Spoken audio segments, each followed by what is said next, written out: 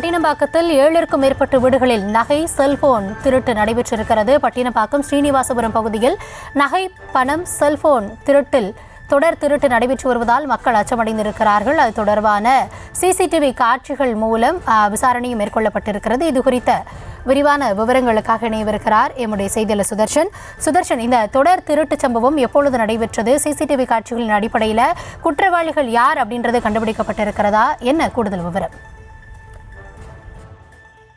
வணக்கம்.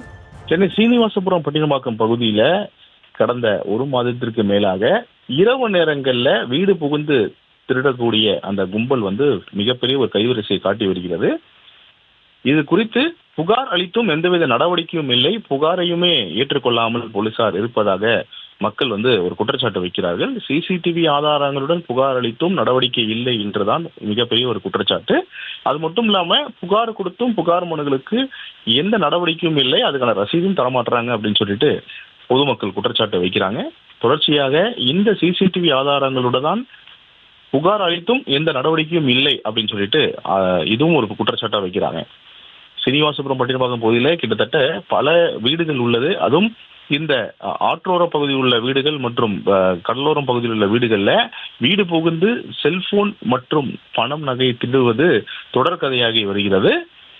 ஒரு நபர் நோட்டமிட்டு, அதாவது ஜன்னல் வழியாக நோட்டமிட்டு அதன் பிறகு வீட்டிற்குள்ளே சென்று மொபைல் போனை திருடிட்டு வெளில வரக்கூடிய அந்த சிசிடிவி காட்சி தான் தற்போது வெளியாகி இருக்கிறது. அந்த நபர் அந்த வீட்டை நோட்டமிட்டு உள்ளே சென்று அதன் பிறகு மற்றொரு வீட்டுக்குள்ள உள்ளே புகுந்து அங்கேயும் திருடிவிட்டு வெளியே வரக்கூடிய அந்த சிசிடிவி காட்சி தான். இந்த சிசிடிவி காட்சியில் இருக்கக்கூடிய அந்த கொள்ளையன் தான் பிரபல கொள்ளையன் கருணா என்கின்ற கருணாகரன். ஏற்கனவே இவன் மீது பல்வேறு கொள்ளை வழக்குகள் நிலுவையில் இருக்கிறது.